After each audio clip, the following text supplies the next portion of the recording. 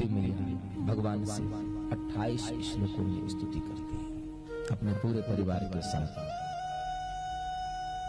और कह रही है, कृष्णाय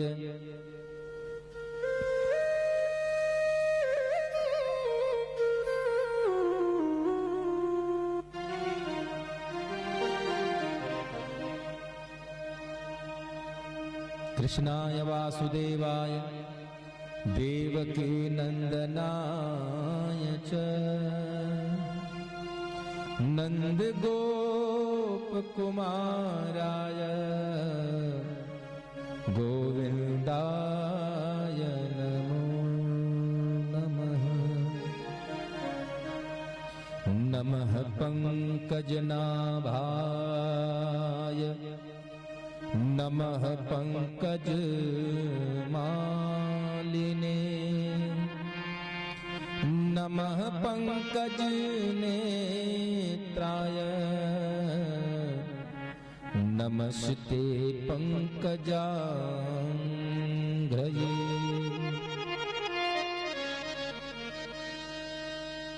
हे नंद के नंदन जसोदानंदन भक्त भगवत भक्त वांछित कल्पद्रुम भगवान श्री कृष्ण, हम आप सभी लोग को प्रणाम करते हैं। समस्त परिवार के साथ आप कमल नयन हैं। 28 श्लोकों में मैया कुंती ने बड़ा सुंदर सी स्तुति किया और जब सब कुछ कर लिया तो भगवान श्री कृष्ण मुस्कुराते हुए बोले, बुआ मैं सब कुछ हूँ, यह सत्य है जो कुछ आपने कहा, लेकिन इन सब के होने के पूर्व मैं एक और चीज हूँ।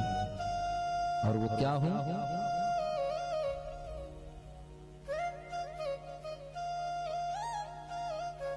मैं आपका भतीजा।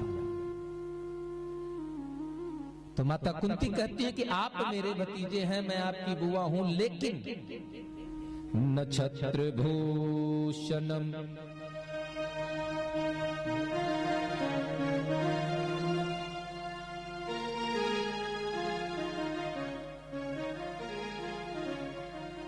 नक्षत्रभूषणं चंद्रः नारिणां भूषणं पतिः। हे कन्हैया, आकाश में सितारे लाखों करोड़ों हैं, लेकिन उनकी खूबसूरती तब तक रहती है जब तक उनके साथ में चंद्रमा रहता है। दुनिया की सबसे सुंदर से सुंदर स्त्री तब तक खूबसूरत लगती है जब तक उसका पति उसके साथ आए। लेकिन इस चर अचर चौरास समस्त 14 भुवन 7 खंड 9 दीप जो समग्र सृष्टि है, इस समग्र सृष्टि का श्रृंगार तो आप कन्हैया। कन्हैया मुस्कुराते हुए करते हैं, बुआ आपकी हर बात सत्य है, लेकिन अहम भक्त पराधीन यशवतंत्र इव द्विजः। अहम भक्त पराधीनम, मैं भक्तों का अधीन हूं, मैं उनके लिए कार्यरत हूं। 28 श्लोकों में कुंती मैया ने सुंदर स्तुति किया। भगवान श्री कृष्ण को कुछ दिन और सब इन लोगों ने रोका। थोड़ा समय व्यतीत होने के पश्चात अपने स्थान पर जाने के पूर्व, द्वारिकाधीश जाने के पूर्व, भगवान श्री कृष्ण एक दिन 5 पांडवों को लेकर के समस्त परिवारजनों के साथ गए हैं उस स्थान पर जहां पितामह भीष्म शैया पर पड़े हुए हैं। पितामह भीष्म ने देखा कि कन्हैया मेरे पास आए हैं। उन्होंने भी 11 श्लोकों में उनकी स्तुति किया और एक बात पूछी कि कन्हैया, मुझे याद है मैंने अपने पूर्व जन्म में भी 5 जन्मों तक मुझे याद है मैंने कोई ऐसा कर्म नहीं किया कि मुझे ये बाणों की सैया मिले, फिर क्यों? भगवान ने कहा थोड़ा और पीछे जाइए।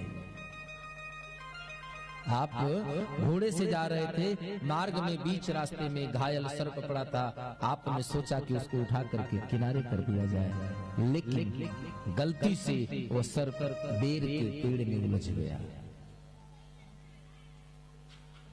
उस जन्म का प्रतिफल इस बार भगवान श्री कृष्ण का दर्शन मिला और भास्कर जीवन में सूर्य भगवान उत्तरायण हुए और भगवान श्री कृष्ण के सामने ही पितामह भीष्म अपने प्राण का त्याग कर देते हैं। और बड़ी भगवान श्री कृष्ण के सन्मुख खड़े पड़े हैं पितामह भीष्म, और लोग जब भगवान के सामने होते हैं तो कुछ मांगने का सोचते हैं, कुछ मांगने की बात करते हैं। भगवान ने पितामह से कहा, पितामह कुछ मांग लीजिए। तो पितामह ने कहा, कन्हैया मैं जानता हूं कि तुम कौन हो, लेकिन मैं मांगूंगा नहीं, मैं तो तुम्हें देना चाहता हूं, मैं तो तुम्हें देना चाहता हूं, क्योंकि तुम्हारी ही कही हुई बात को सत्य करना चाहता हूं। क्या देना चाहते हैं? तो पितामह भीष्म ने कहा कि हे कन्हैया, मैं तुम्हें अपने तमाम संसाधनों से युक्त, अपने तमाम साधनों से लिप्त इस मन का, इस बुद्धि का दान करना चाहता हूं। कन्हैया मुस्कुराए बोले, बाबा पितामह अब मर रहे हैं, कोई काम नहीं तो हमको दे रहे हैं। तो पितामह ने कहा, नहीं, मैं आपकी ही उस बात को कहता हूं। उस भगवत गीता में आप ही ने कहा है कि अर्जुन, जब कामनाओं से युक्त यह बुद्धि जाएगी तब भगवान की भक्ति से युक्त बुद्धि आएगी। तो मैं चाहता हूं कि चली जाए। तो पितामह भीष्म, बड़ी सुंदर सी पंक्तियां हैं, भाव है।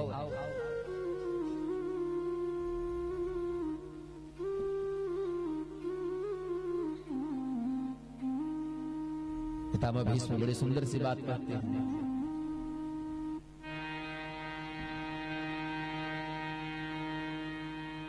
तेरी गोद में सोना है, तेरी गोद में। कन्हैया बस एक ही इच्छा है, एक ही तमन्ना है, और क्या है?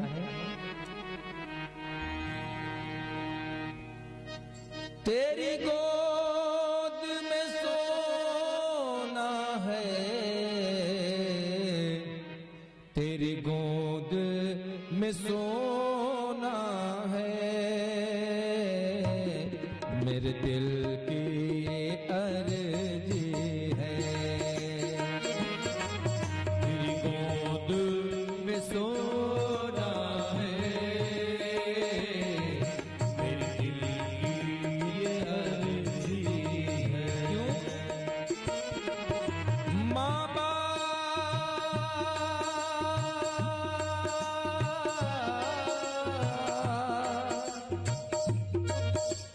बाप है तू मेरा,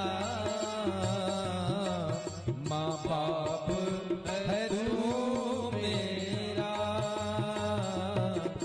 आगे तेरी मर्जी है, माँ बाप है तू मेरा, आगे तेरी मर्जी है, तेरी गोद में सोना है, मेरे दिल की ये अर्जी है।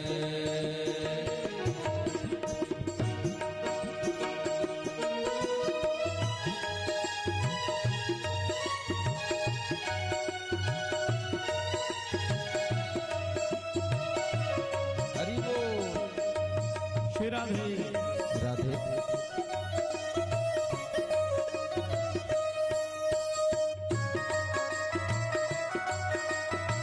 राधे।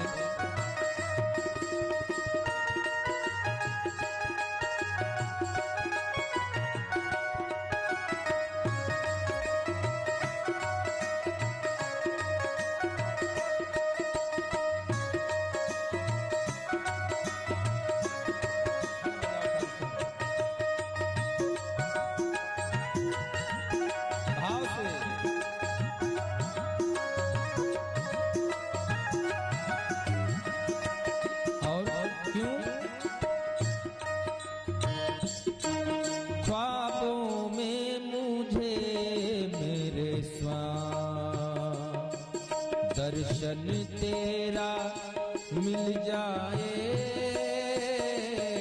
ख्वाबों में दर्शन तेरा मिल जाए पाकर के यूं प्यार तेरा तन मन मेरा खिल जाए पाकर के प्यार तेरा तन मन मेरा खिल जाए तूफान बन के ये इच्छा तूफान बन के ये इच्छा मेरे मन में यूं गरजी है तूफान बन के ये इच्छा मेरे मन में यूं गरजी है माँ बाप है तू मेरा आगे तेरी मर्जी है माँ बाप है तू मेरा आगे तेरी मर्जी है श्री राधे।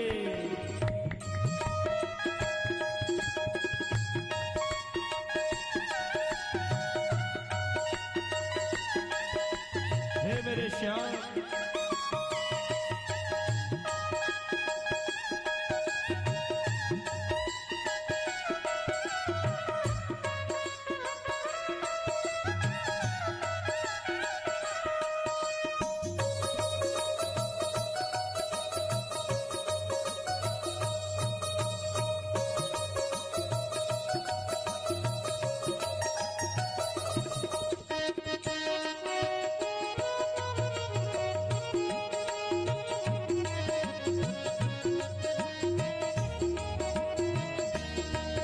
और कन्हैया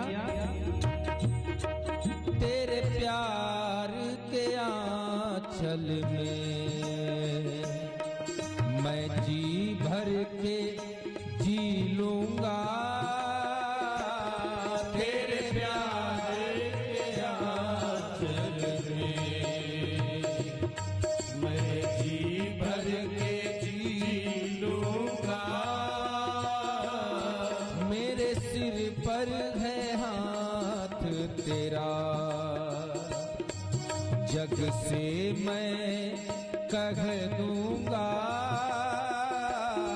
मेरे सिर पर है हाथ तेरा मैं जग से ये कह दूंगा भक्तों पर तेरी कृपा भक्तों पर तेरी कृपा दिल खोल के बरसी है भक्तों पर तेरी कृपा दिल खोल के बरसी है माँ बाप है तू मेरा आगे तेरी मर्जी राधे माँ बाप है तू मेरा आगे तेरी मर्जी है बोले श्याम प्यारे की जय हो।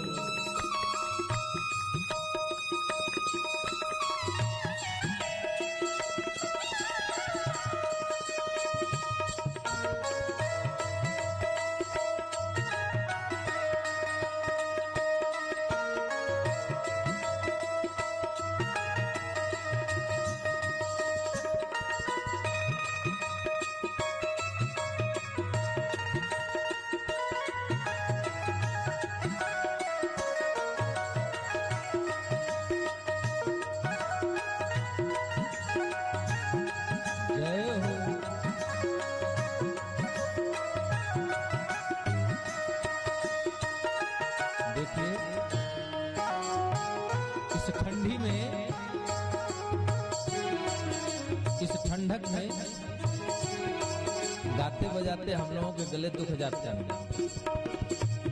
इनके हाथ दुख जाते होंगे, लेकिन आप लोग बढ़िया सुंदर रजाई के अंदर साल के अंदर हाथ डालकर बैठे हैं। ठंडी भगाना है तो हाथों को खोलिए, राम कथा सुंदर कर तारी। हाँ हाँ।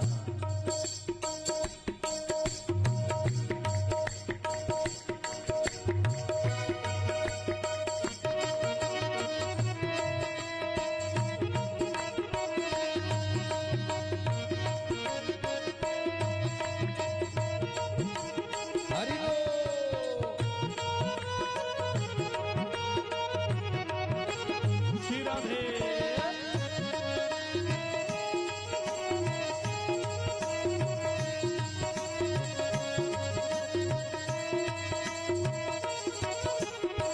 और कहिए कन्हैया, नाचूं बन मोर तेरा, हे कन्हैया, नाचूं बन मोर तेरा, वृंदावन साथ तेरे, नाचूं बन मोर तेरा, वृंदावन साथ तेरे, अब थाम लो आ करके, हाथों में हाथ मेरे, अब थाम लो आ करके, हाथों में हाथ मेरे। कहिए कन्हैया, पकड़ लो हाथ बनवारी, नहीं तो छूट जाए। डूब जाएंगे। अब थाम लो आ करके, हाथों में हाथ मेरे, अब थाम लो आ करके, हाथों, यही आखिरी इच्छा है, हाथ मेरे। क्यों? दिल की मेरे हर इच्छा, दिल की मेरे हर इच्छा, पूरी तूने कर दी है, दिल की मेरे हर इच्छा पूरी।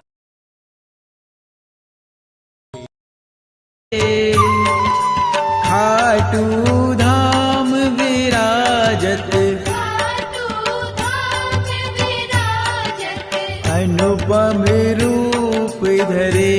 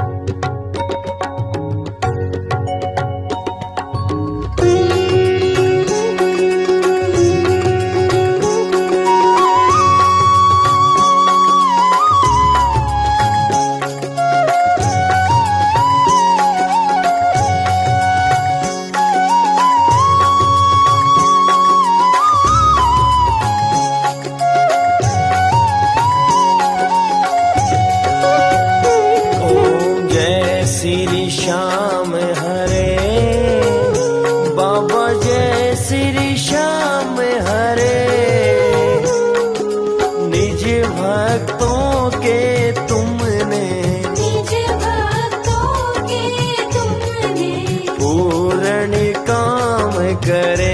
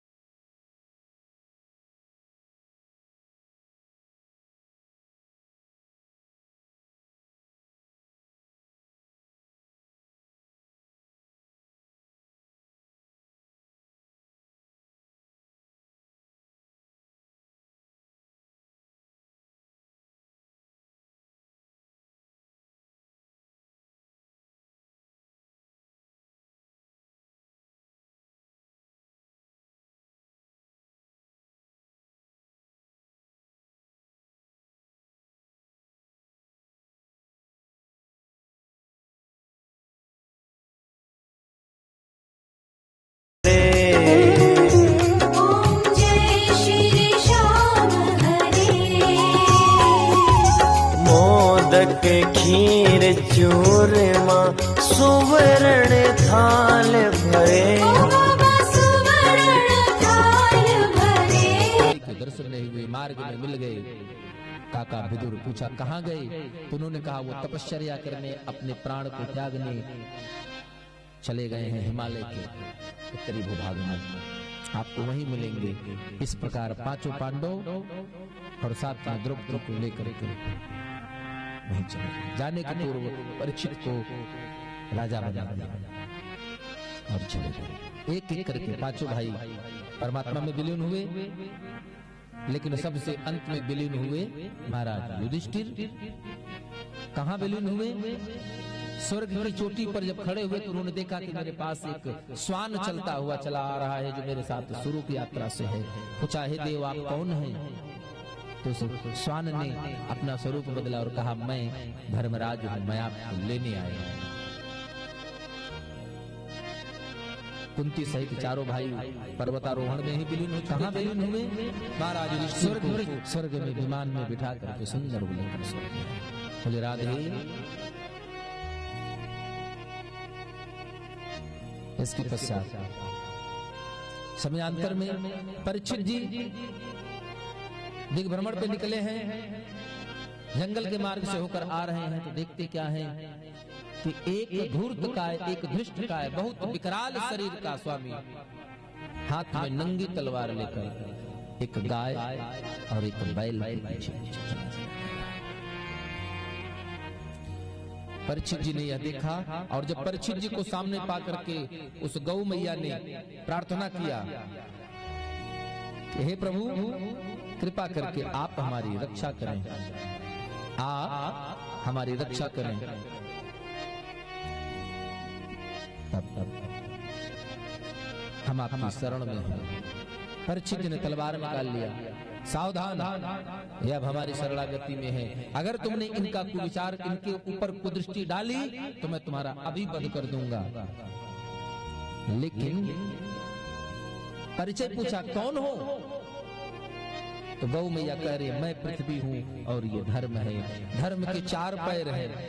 तपः शौच दया सत्य मिति पादाः कृते कृताः अधर्मांसे शस्त्रयोर्भग्नाः विस्मय संगम देस्तव। हे प्रभु, ये धर्म रूपी बैल है जिसके 4 पैर हैं, 4 में से 3 तो पूर्व में ही टूट चुके हैं, 1 पैर बचा है, उसको भी ये दुष्ट तोड़ देना चाहता है। धर्म के 4 पैर कौन कौन? तप, शौच, दया और सत्य। 3 तो पहले ही टूट चुके हैं, सत्य बचा है। तो परीक्षित जी ने पूछा, भैया कौन हो तुम, क्यों मारना चाहते हो, क्यों उनके पीछे पड़े हो? तो उस व्यक्ति ने कहा, क्षमा करेगा प्रभु, मैं कलयुग हूं।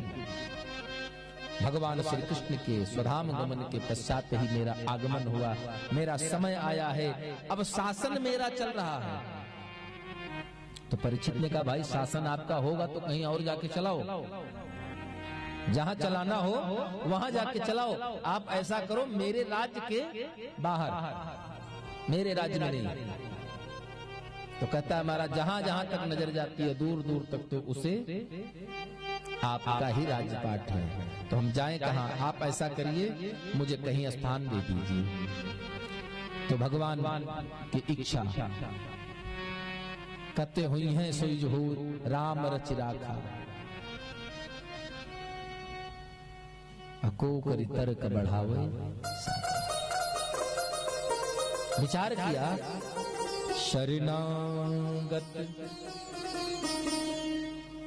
शरणागत कहूँ दे तजही, निज अनहित अनुमान, ते नर पावर पाप में नहीं बिलो कतहा।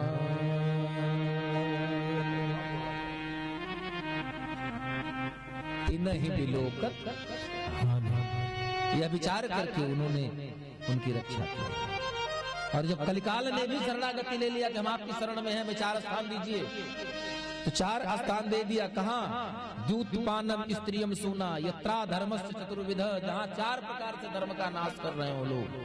जैसे जहाँ मदिरालय हो, जहाँ जुआ खेला जाता हो, जहाँ मार काट खून खराबा होता हो, और जहाँ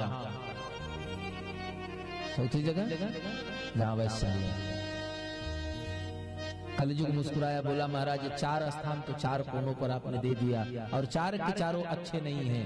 मान लीजिए आने जाने में हम थक जाएं, कहीं बीच में विराम करना चाहें, तो कोई 1 अच्छी जगह भी तो दे दीजिए। तो महाराज परीक्षित ने कहा, ठीक है, जाओ तुम सोने में भी बस जाओ। सुन लीजिए आप लोग ध्यान से, हाँ, सोने में कलयुग है। अच्छा, किसके किसके पास सोना है? साफ झूठ बोल रहे हैं सब लोग, बिल्कुल साफ झूठ है। देखिए अभी भी कोनो हाथ नहीं उठा रहा है, हमारे पास है। और उठाओ रहे तो ऐसा उठा रहे, बगल वाला देख नहीं ले, पड़ोसी है। हाँ, जिनके जिनके पास सोना है समझ लीजिए, दोनों तरफ। आज तो भगवान का जन्म है, जन्म में तो भगवान ने ऐसा भंडार लुटाया था राजा दशरथ महाराज नंद ने, 6-6 महीना उत्सव चला है। तो कुछ जो आज लाए हो, आज लोग दान कर दीजिएगा, बाकी जो घर में होगा वो लाइएगा, कल छोड़ के परसों विवाह है, विवाह वाले में भगवान को दे दीजिएगा। तो जितना कलयुग वाला सोना है सब भगवान लेकर चले जाएंगे। राधे। हाँ, यहाँ एक प्रश्न है कि जब भगवान विष्णु का वास है सोने में, तो कलयुग कहाँ?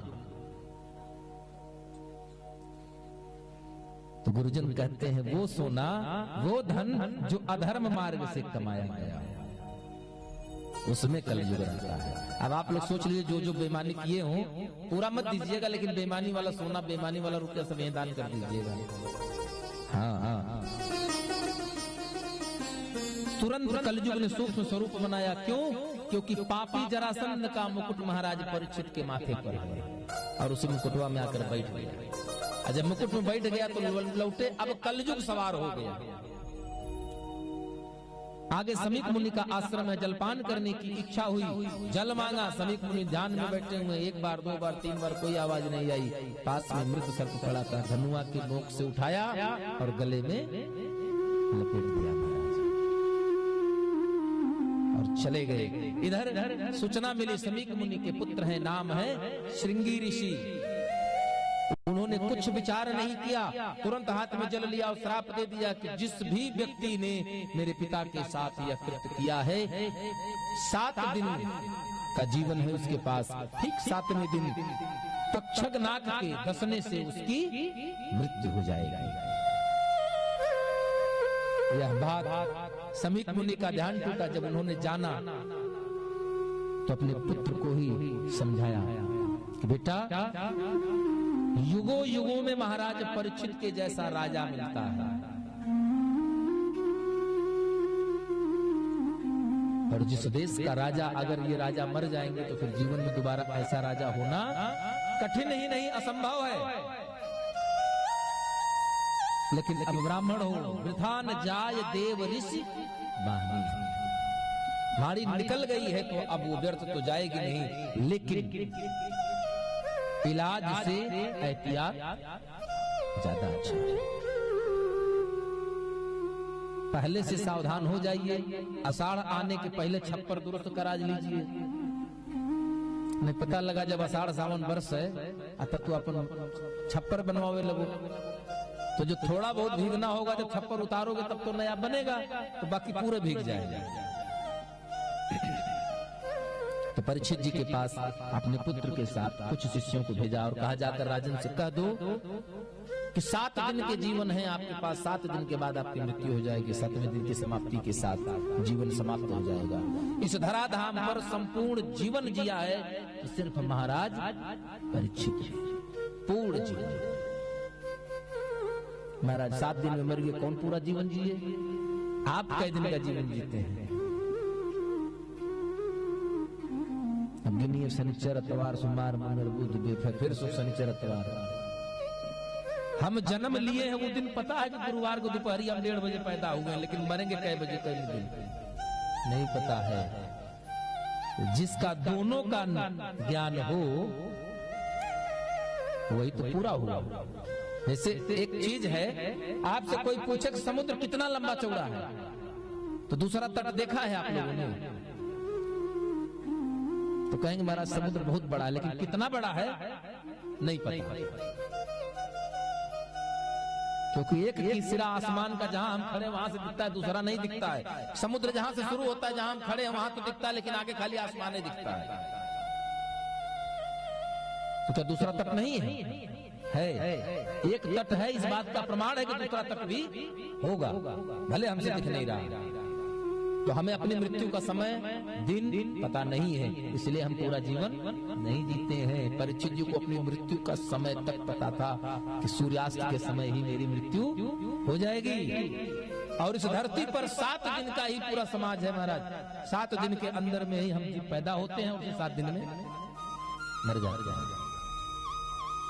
वो 7 दिन पूरा जीने का अधिकार मिला परीक्षित जी को जान करके, इसलिए पूर्ण जीवन उन्होंने जिया। पितामह भीष्म को इच्छा की मृत्यु है, लेकिन पूरा जीवन जीने का फल उनको भी नहीं मिला, क्योंकि उन्होंने अपनी मृत्यु का समय पता नहीं कब कन्हैया आ जाएंगे, कब मर जाएंगे हम पता थोड़ा। लेकिन परीक्षित को पता है कि इतवार को श्राप मिला तो शनिचर को मर जाना है, पूरा हफ्ता जिए ना। अब सूचना मिल गई, तो अब जब सूचना मिल गई तो उनके मन में लोग मृत्यु के नाम से भयभीत होते हैं, लेकिन परीक्षित जी भयभीत नहीं हुए। परीक्षित जी भयभीत नहीं हुए। परीक्षित जी विचार करने लगे। क्यों विचार किया? कब विचार किया? सूचना मिली, तब तक अपने माथे से वो पापी जरासंध का मुकुट उतार चुके थे। कलयुग सर से हट गया, और जब हट गया तो उनको याद हुआ, करे हमने तो बड़ा अपराध कर दिया। इसी में उधेड़ बुनने लगे थे। इसी समय बेटुक आए, बताया बड़े बड़े संत, बड़े बड़े राजऋषि आदि सब बैठकर बड़े हैं। गंगा नदी के तट पर बैठे हैं अत्रि, वशिष्ठ, च्यवन, बड़े बड़े महात्मा बैठे हैं, जमदग्नि, भरद्वाज, गौतम, अगस्त, परशुराम, बड़े बड़े ऋषि बैठे हुए हैं, लेकिन किसी के पास इनकी समस्या का समाधान नहीं मिला। क्या प्रश्न किया? 2 प्रश्न किया। शीघ्र मरने वाले जीव को क्या करना चाहिए? शीघ्र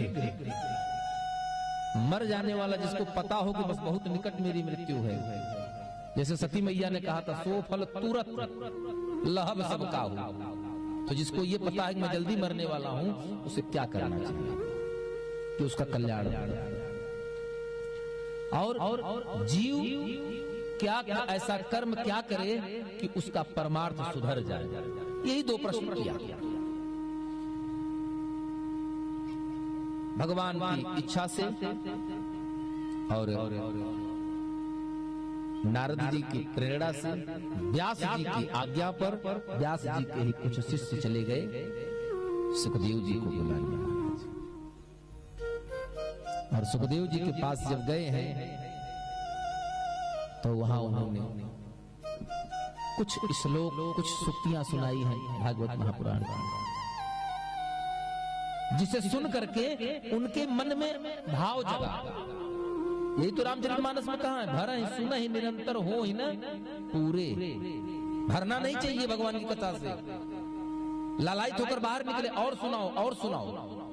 तो शिष्य बोले बस हमारे पास इतना था, और सुनना हो तो चलिए गुरु जी के पास। आए, सबने कहा परीक्षित जी को कथा सुनानी है, उनकी ऐसी सी दशा है। कौन सी कथा सुनानी है? बोले श्रीमद् भागवत महापुराण। अरे महाराज, सुखदेव जी तो मानो एकदम प्रसन्न चित्त हो उठे। आहा, क्या बात है, भगवान की कथा। क्यों प्रसन्न हुए? क्योंकि भगवान की कथा है। सुनाने वाला कौन है? कहीं न कहीं शंकर जी का अंश है सुखदेव जी महाराज और बाबा भोलेनाथ।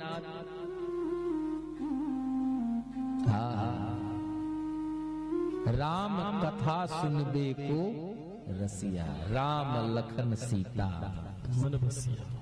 इतना बड़ी कथा, सबको श्रोता बताया गया, रसिया कोई नहीं कहा किसी को। अगर रसिया हमें जानकारी में है तो खाली हमारे हनुमान जी के लिए है कि राम कथा सुनबे को रसिया। और सुखदेव जी सुंदर कथा सुनाना प्रारंभ करते हैं। आइए, बहुत सारी कथाएं सुनाई। भगवान सृष्टि का वर्णन बताया कि भगवान अकेले होते हैं, सृष्टि जब करने की इच्छा होती है तो भगवान के 3 तत्व हैं, सत, रज और तम। इन्हीं में क्षोभ उत्पन्न करते हैं। 3 स्वरूप तो है भगवान का, सच्चिदानंद, सत्य, चित और आनंद। भगवान अपने आप में क्षोभ करते हैं तो 3 को जन्म देते हैं, वो है रजोगुण, तमोगुण और सत, रज, तम, सतोगुण, रजोगुण, तमोगुण।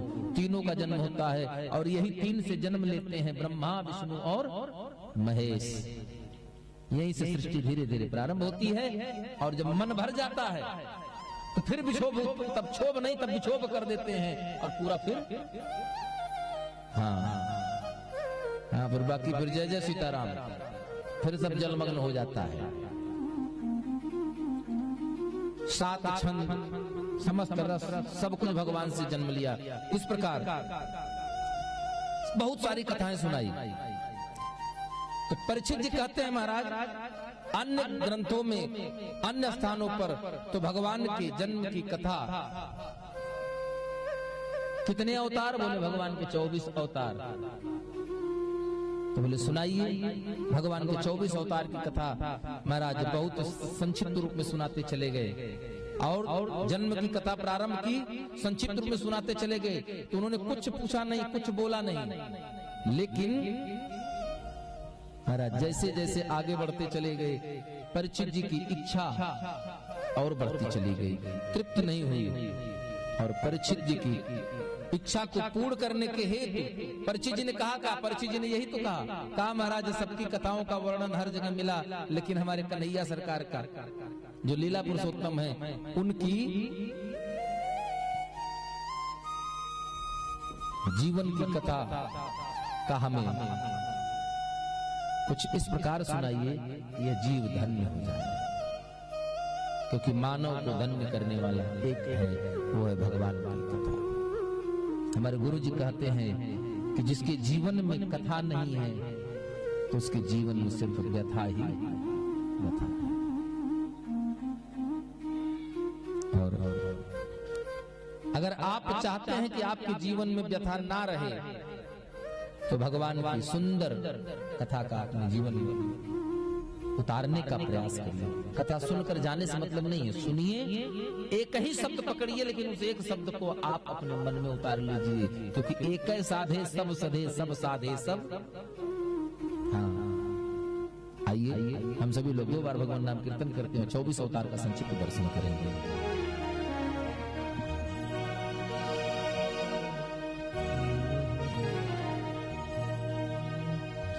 श्री कृष्ण गोविंद हरे मुरारी, हे नाथ नारायण वासुदेव।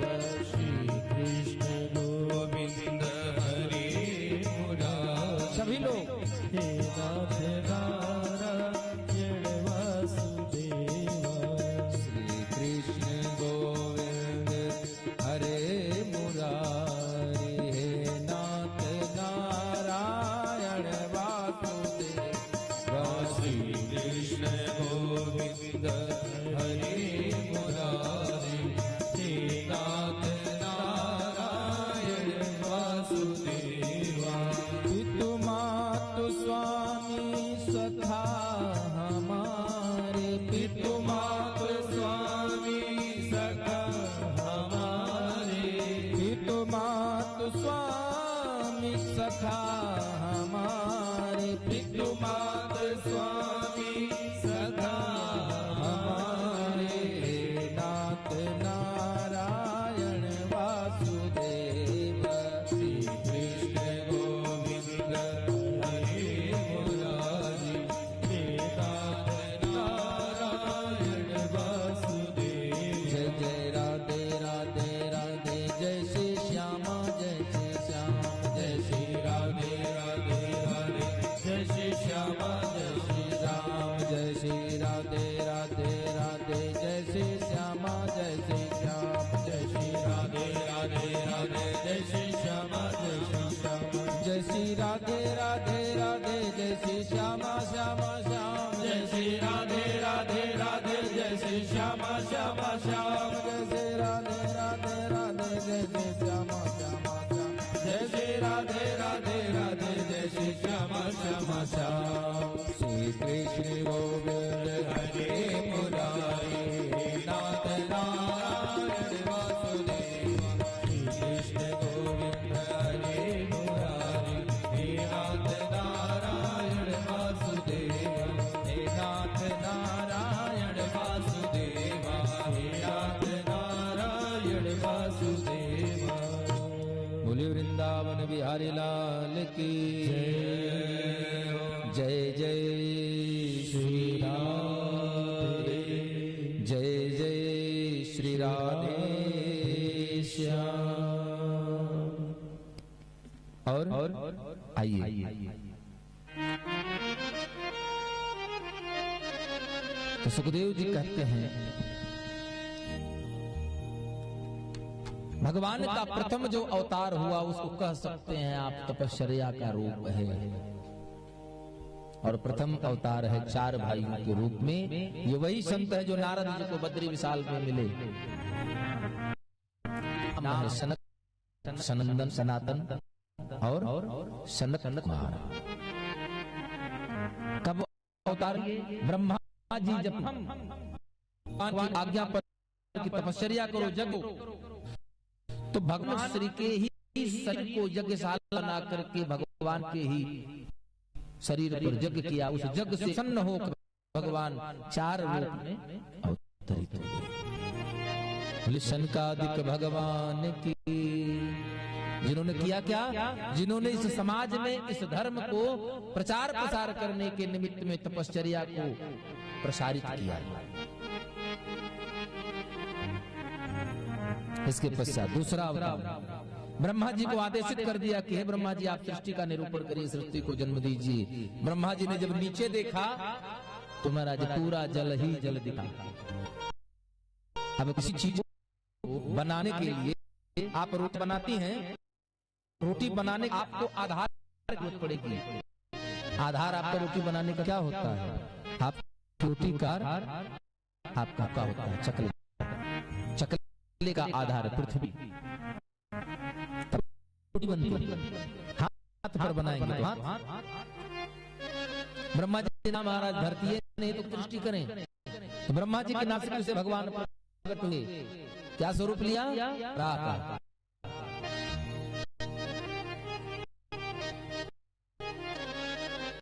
और इन्हीं दोनों संतों के अनुष्णु के दो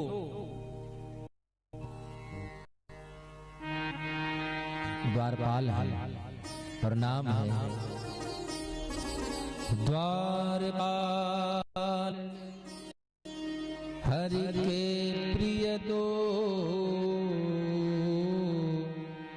अजय विजय ज्ञान सबरो। द्वारपाल हरि के प्रिय दो जय और विजय जान सब को। ये वही हैं जिनको श्राप मिला कि जाकर राक्षस हो जाओ। और कैसे हो गए? छोटे मोटे नहीं हो गए।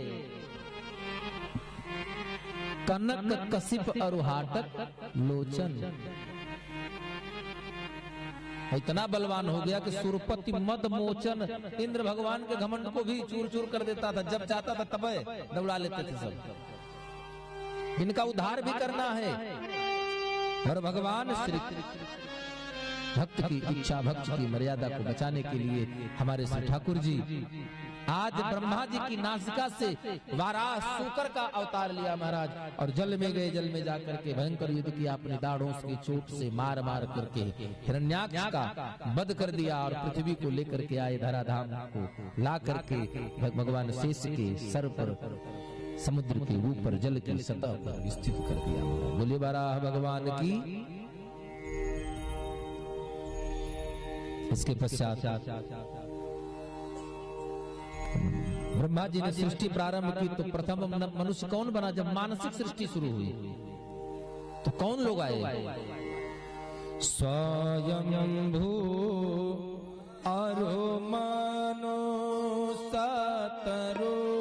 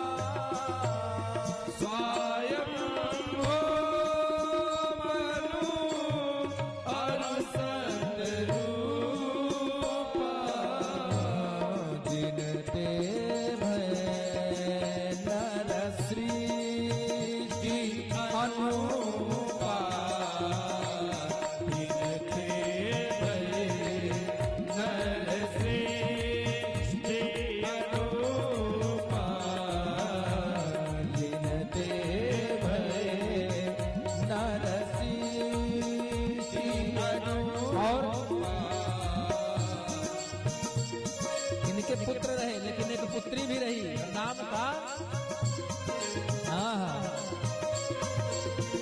देवहूति।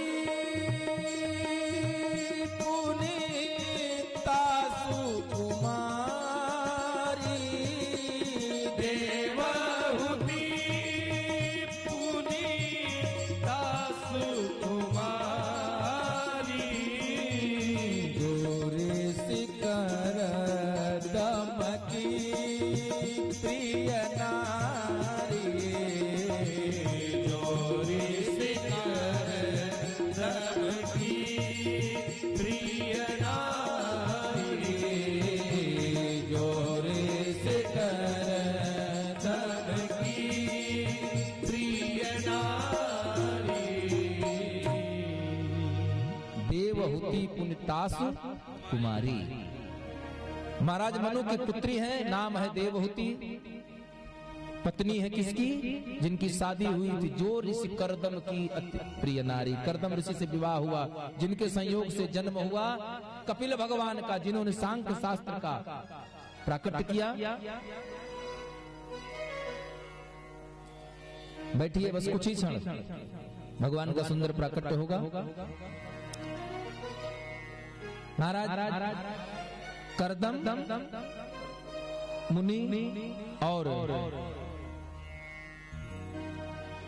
देवहूति मैया के संयोग से एक पुत्र हुआ, नाम है कपिल, जिन्होंने सांख्य शास्त्र को जन्म दिया। बोले कपिल भगवान की। इसके पश्चात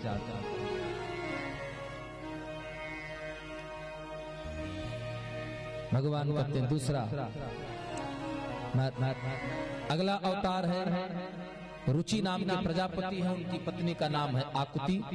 इनके गर्भ से सुयज्ञ भगवान का जन्म हुआ, जिन्होंने जन्म लेने के पश्चात दक्षिणा नाम की कन्या से विवाह किया। और इनके सुयम नाम के देवता इनकी संतान हुए, जिन्होंने आगे चल करके बड़े बड़े कार्य देवताओं को सिद्ध किए। आगे चल के इन्हीं सुयज्ञ भगवान का नाम पड़ा हरि। बोले हरि भगवान की। अगला जन्म महामुनि अत्रि हैं, जिनकी पत्नी का नाम है अनुसुईया, जिनके घर में भगवान दत्तात्रेय के रूप में जन्म लिए। कौन? ब्रह्मा विष्णु और महेश प्रदान दिया था। और जन्म लेकर के भगवान ने दत्तात्रेय ने इस संसार को एक सीख दिया, एक शिक्षा दी कि गुरुओं की संख्या कभी सीमित नहीं होती है। शिक्षा गुरु आपके कई हो सकते हैं, लेकिन दीक्षा का गुरु एक। इसके पश्चात धर्म की पत्नी है मूर्ति मैया, उनके गर्भ से जन्म हुआ नर नारायण भगवान का, जिन्होंने अपने जीवन काल में मात्र एक युद्ध लड़ा है। नर नारायण भगवान ने अपने जीवन काल में एक युद्ध लड़ा है। अगर कल आप लोग याद दिलाएंगे तो इस कथा को हम जरूर सुनाएंगे, लेकिन अब याद आपको दिलाना पड़ेगा कि महाराज जी नर नारायण वाली कथा कौन सा युद्ध लड़े थे। इसके पश्चात एक राजा है वैन, बड़ा अत्याचारी हो गए, अधर्मी हो गए, ब्राह्मणों द्वारा उनका वध कर दिया गया। लेकिन जब ब्राह्मणों की द्वारा उनका वध हो गया तो फिर सभा बैठी, पंचायत बैठी, बोले कि वीर भोग्या वसुंधरा। जिस राज्य का राजा नहीं हो, जिस पृथ्वी पर शासन करने वाला शासक ना हो, वह पृथ्वी उसी प्रकार है जैसे एक स्त्री का वैधव्य हो जाए, विधवा स्त्री की तरह वह राज्य हो जाता है जिस राज्य का शासक ना हो। इसलिए शासक का होना बहुत जरूरी है। फिर ब्राह्मणों ने राजा बैन की जंघा का मथन किया, मंथन करके वहां से जन्म लिया। किसको? भगवान पृथु ने। और वही भगवान पृथु हैं जिन्होंने इस पृथ्वी पर जितनी दवाइयां आप खाते हैं ना, जितना अनाज हम लोग खाते हैं, यह देन भगवान पृथु की है, जिन्होंने पृथ्वी का दोहन करके इन चीजों को प्रकट किया। बोले पृथु भगवान की। इसके पश्चात राजा नाभ हैं, उनकी पत्नी का नाम है मेरु। राजा नाभ की पत्नी मेरु के गर्भ से जन्म लिया भगवान ऋषभ देव ने। ब्रह्मा जी के ही यज्ञ से प्रकट हुए भगवान हयग्रीव। शरीर तो इंसान का है, आदमी का है, मनुष्य का है, लेकिन गर्दन के ऊपर ग्रीव। ग्रीव माने होती है गर्दन। किसकी गर्दन? है माने घोड़ा, जिसका सर घोड़े का। सोन बिल्कुल सुनहला रंग है, सोने की तरह चमकदार हैं। और इन्होंने आगे बहुत सारा कार्य देवताओं के लिए किया। चाक्षुष मनवंतर में राजा सत्यव्रत हैं। हमने उस दिन कथा थोड़ी सी चर्चा की थी कि वही केवट चाक्षुष मनवंतर का वही राजा है। उन्हीं राजा को कल प्रलय से बचाने के लिए भगवान ने मत्स्यावतार लिया। और सत्यव्रत को दर्शन दिया। जब तक प्रलय का बारिश चलता रहा, तूफान चलता रहा, चक्रवात चलता रहा, तब तक उस समुद्र के बीच में भगवान मत्स्य अवतार में उस राजा को नौका को घुमाते रहे, उन्हें दर्शन दिया, उन्हें ज्ञान दिया। इसके पश्चात समुद्र मंथन के समय भगवान ने देखा कि पृथ्वी का वक्ष अक्षतल फटा जा रहा है, पृथ्वी फट रही है, क्योंकि मंदराचल की मथानी थी, बासुकी नाग की रस्सी, और जब मथानी चली तो पृथ्वी तो फटी जाएगी ना, फटने लगी। ब्रह्मांड हिला, पृथ्वी त्रायमान की, भगवान प्रकट हुए। उन्होंने कैसा रूप लिया? कच्छप का। कमठ पीठ जामै बरु बारा। कछुए की जो पीठ होती है महाराज, बाल नहीं होता है। क्यों? ये असंभव है, इसलिए तो स्वामी जी ने कहा कमठ पीठ जामै बरु बारा। भले हो सकता है लेकिन ये काम नहीं होगा। भगवान ने कच्छप का अवतार लिया, अपने पीठ अपने मेरु पर मंदराचल को धारण करके समुद्र का मंथन कराया। इसके पश्चात दो भाई थे ना, हिरण्याक्ष और हिरण्याकश्यप, कनक कशिप और हाटक लोचन। एक तो मार दिया गया, एक मारा गया तो दूसरा दुश्मनी रखने लगा, बैर रख लिया। किससे? हमारे भगवान से। और क्या करने लगा? बहुविध त्रासई देश निकासई जो कह वेद पुराना। जो कह दे सियावर रामचंद्र की तो सीधे कहता था बस रुको हम आ रहे हैं, तुम जय बोले हो, बाकी पीछे हम आ रहे हैं। ये आतंक था इन लोगों को। भगवान हिरण्याकश्यप के घर में देखिए, भगवान की लीला भी बड़ी विचित्र होती है। दुष्ट के घर में प्रहलाद जैसा संत भेज दिया। हिरण्याकश्यप जैसे दुष्ट आत्मा के घर में प्रहलाद जैसा संत भेजा, और उग्रसेन जैसा, पद्मावती जैसी सुविचारी संस्कारी राजा रानी के घर में कंस जैसा दुष्ट भेज दिया।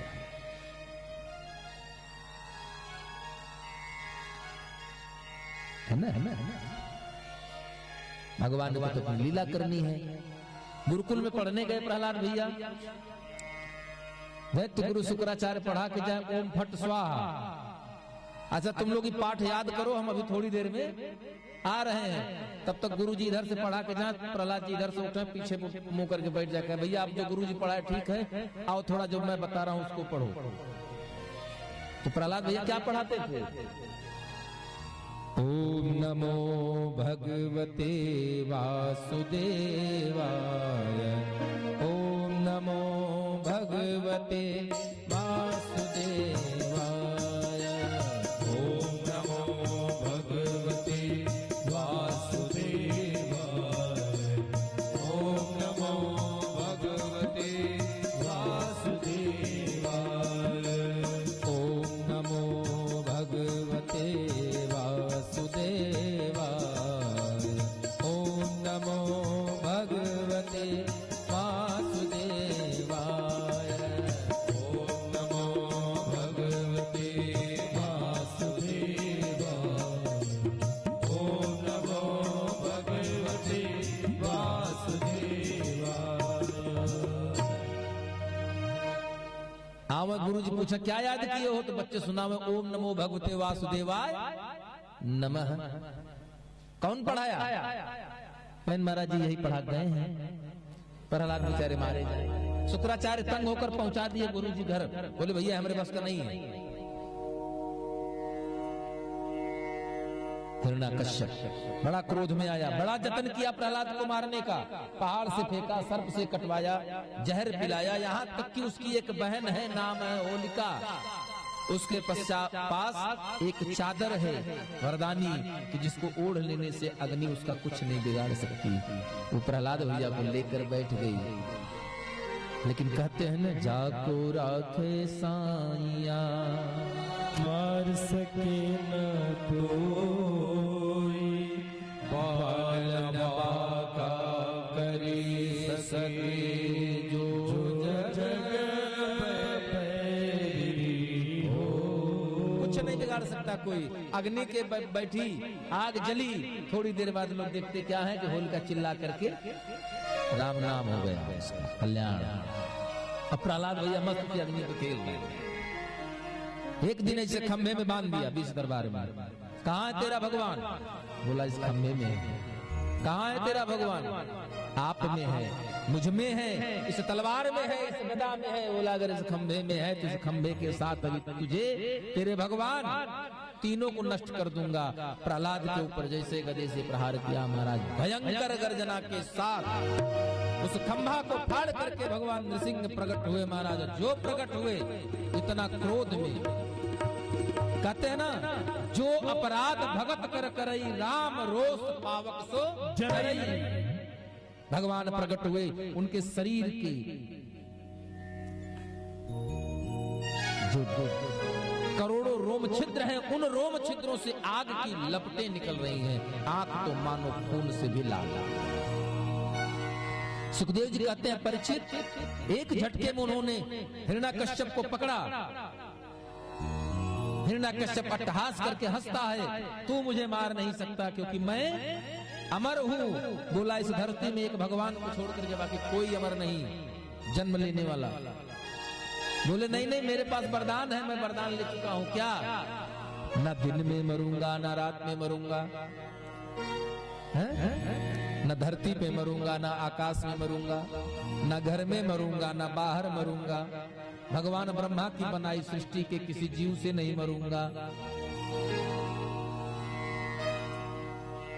पांचवा बोला न अस्त्र से मरूं, न शस्त्र से मरूं।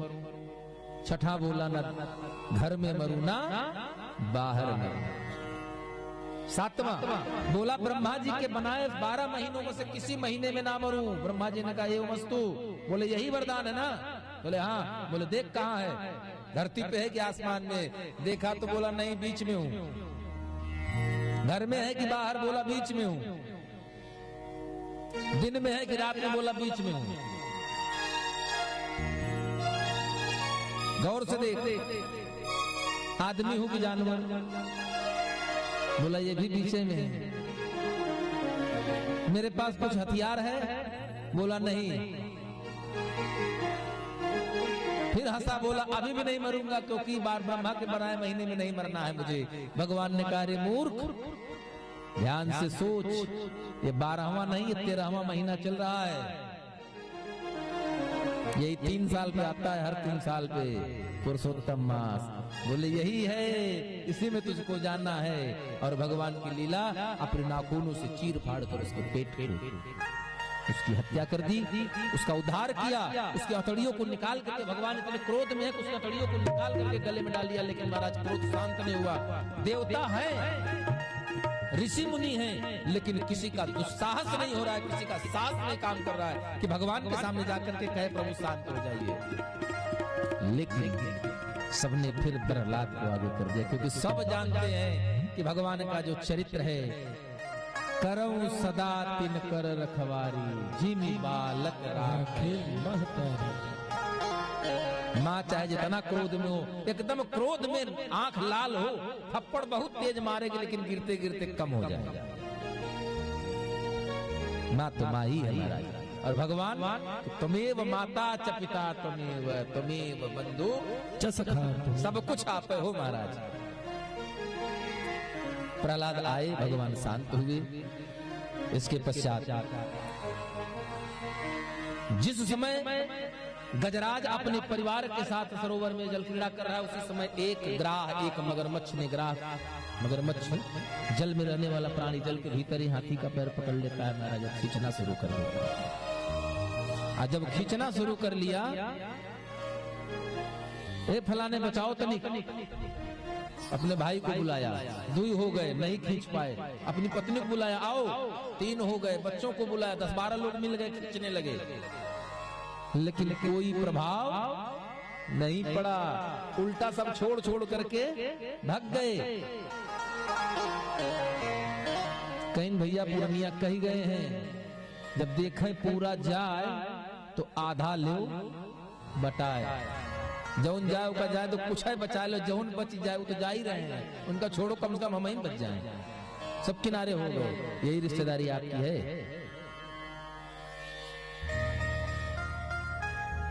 स्वार्थ के सब मीत जगत में, स्वार्थ के सब मीत जगत में झूठी तेरी प्रीति। सब झूठ है महाराज, कुछ सच नहीं है।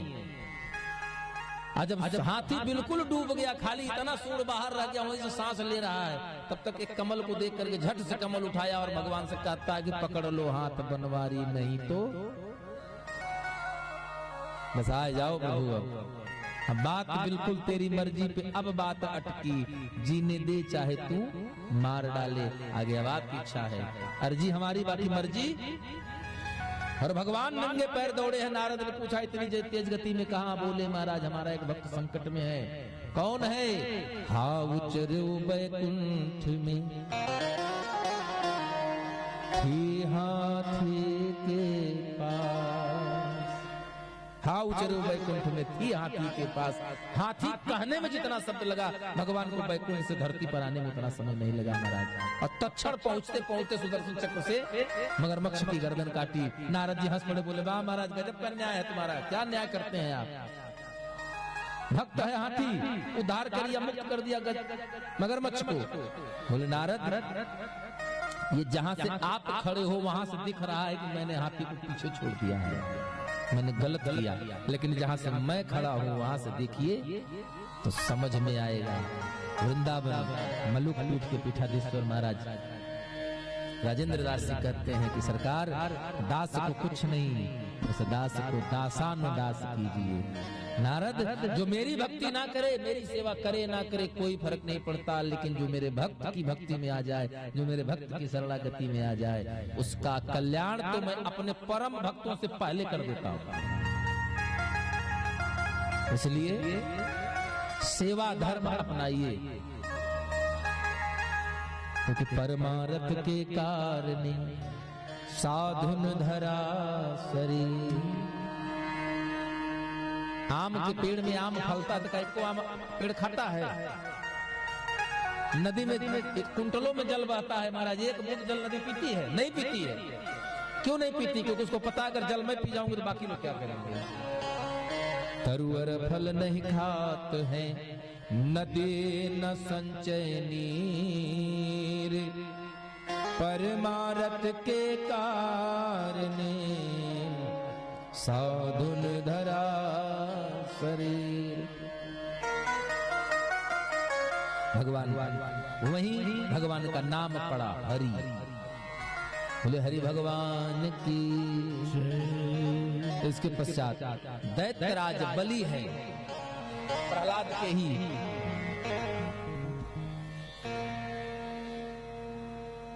राजा बलि का नाम सभी लोग जानते हैं।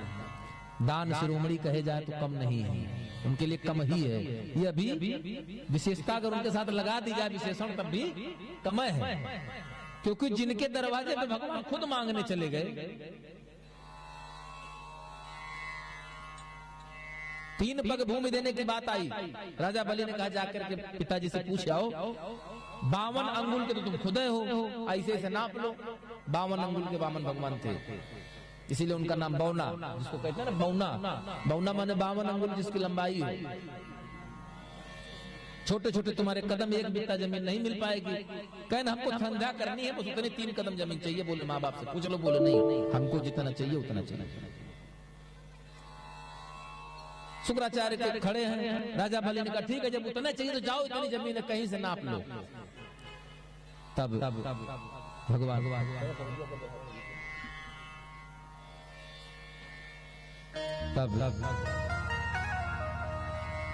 महाराज वामन भगवान कहते हैं कि ऐसे नहीं लेंगे, ऐसे नहीं लेंगे, लेना होगा तो आप संकल्प करिए।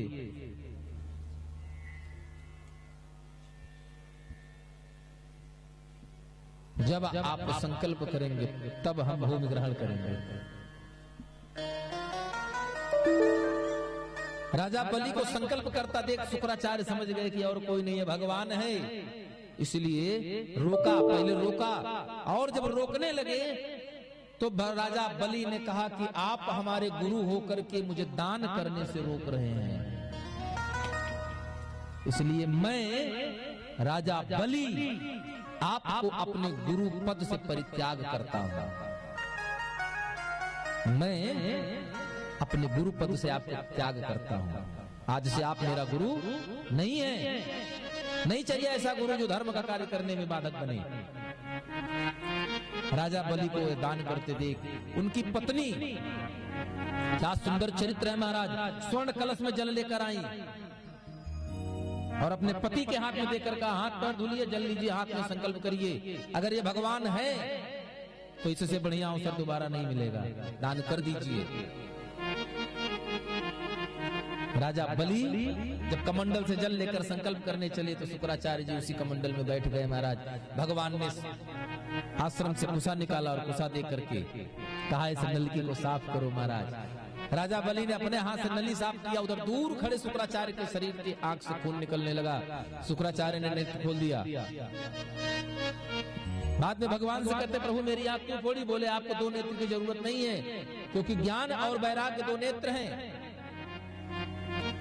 लेकिन आपके पास ज्ञान तो था, आपने मुझे तो पहचान लिया कि मैं कौन हूँ, लेकिन आपके पास अगर वैराग्य होता तो आप राजा बलि को दान करने से रोकते नहीं। इसलिए इस नेत्र को छोड़ दिया। राजा बलि को संकल्प हो गया, 3 पग भूमि, एक पग में 1 लोक नाप दिया, दूसरा का पग में दूसरा का नाप दिया, खत्म। दूसरा कदम उठाए, जमीनें नहीं बची रखने के लिए। बोले कहाँ रखे? राजा बलि देखते रहे। बोले महाराज सब कुछ तो आपका हो गया, लेकिन अभी शरीर हमारा है। सर झुका दिया, चरणों में बंधन किया, भगवान से कहा कि सर पे सब पैर रख दीजिए। रख दिया। जब रख दिया, पैर उतर गया। राजा बलि ने पूछा, महाराज मैं जानता हूं अगर आप चाहते तो 1 कदम में पूरी सृष्टि को नाप सकते थे, अगर आप चाहते तो पूरी सृष्टि 3 पग में नापते, लेकिन आपने 2 ही में सब खत्म कर दिया, 1 बचा के रखा, क्योंकि आप चाहते थे, जानते थे कि यह पापी अधम शरीर के अंदर रहने वाला जो मेरा विवेक है, मेरी बुद्धि है, यह साधना युक्त है। कभी न कभी यह सर जरूर उठाती कि मैंने भगवान को सर्वस्व दान कर दिया, मैंने राजा बलि।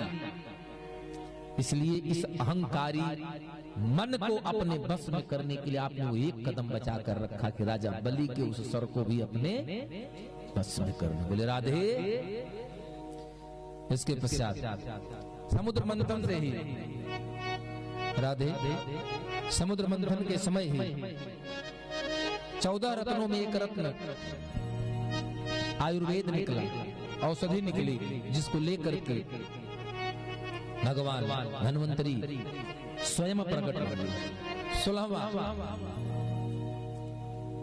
ऋषि जमदग्नि है, जिनकी पत्नी है रेणुका। माता रेणुका के गर्भ से जन्म लिया किन्होंने? भगवान के अंशा अवतार। हम ब्राह्मण समाज के अग्रज कह सकते हैं। हमारा जो स्वाभिमान है, जिनको हम अपना स्वाभिमान कहते हैं, और हम तो कहते हैं कि हर ब्राह्मण को उनको अपना स्वाभिमान मानना चाहिए। नाम है परशुराम, जिन्होंने इस संसार को एक बात बताई कि भैया हम शास्त्र ही नहीं पूजते हैं, हम शास्त्र ही नहीं पूजते, हम शस्त्र भी पूजते हैं।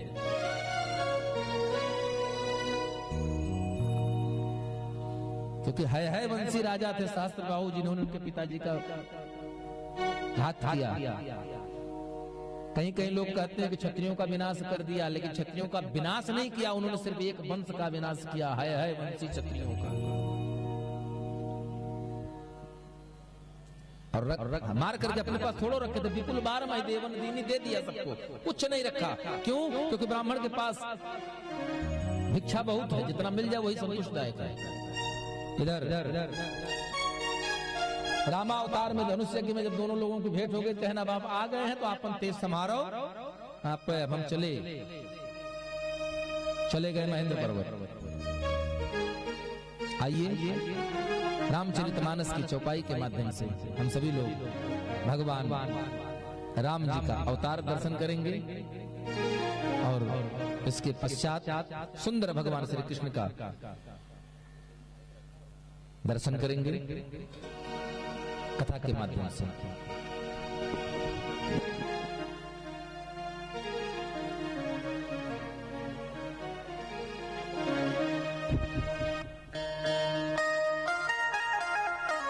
आइए उसके पश्चात 2 बार भगवान, चूंकि राम जी का जन्म होने वाला है तो राम जी का कीर्तन हो जाए तो अच्छा है ना। सीताराम सीताराम सीताराम सीताराम सीताराम सीताराम सीताराम सीताराम सीताराम सीताराम सीताराम सीताराम सीताराम सीताराम सीताराम जय सीताराम सीताराम सीताराम सीताराम सीताराम सीताराम सीताराम सीताराम सीताराम सीताराम राजा राम सीताराम सीताराम सीताराम सीताराम जय सीताराम सीताराम सीताराम सीताराम सीताराम सीताराम सीताराम सीताराम सीताराम मंगल भवनय मंगल हारे राजा राम सीताराम सीताराम सीताराम जय सीताराम सब दशरथ अजर बिहारी राजा राम सीताराम प्रभु दशरथ अजर बिहारी राजा राम राजा राम। एक बार त्रेता युग में शंकर जी के साथ घटना शुरू हुई। आइए अब एक बार फिर यहाँ से एक चौपाई फिर गोस्वामी जी लिखे। एक बार त्रेता युग माही, एक बार त्रेता युग माही, एक बार त्रेता युग माही, एक बार त्रेता युग माही। राजा दशरथ को दुख हुआ। किस बात का दुख हुआ? दुख हुआ किस बात के लिए? गलानी मोरे सूतनाई, गलानी मोरे सूतनाई। क्यों ग्लानि हुआ? एक घटना जुड़ी देव सभा में। राजा दशरथ गए, वहां से चलकर आए। मार्ग में नारद मिले, बोले स्वर्ग से आ रहे हैं महाराज, क्या बात है? बोले बड़ा सम्मान करते हैं लोग, बुलाते हैं तो चला जाता हूँ।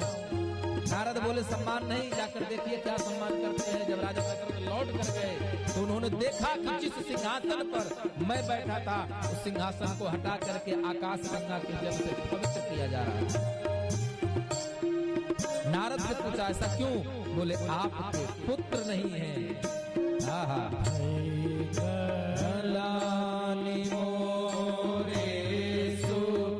दुख हुआ, दुख हुआ तो कहाँ गए?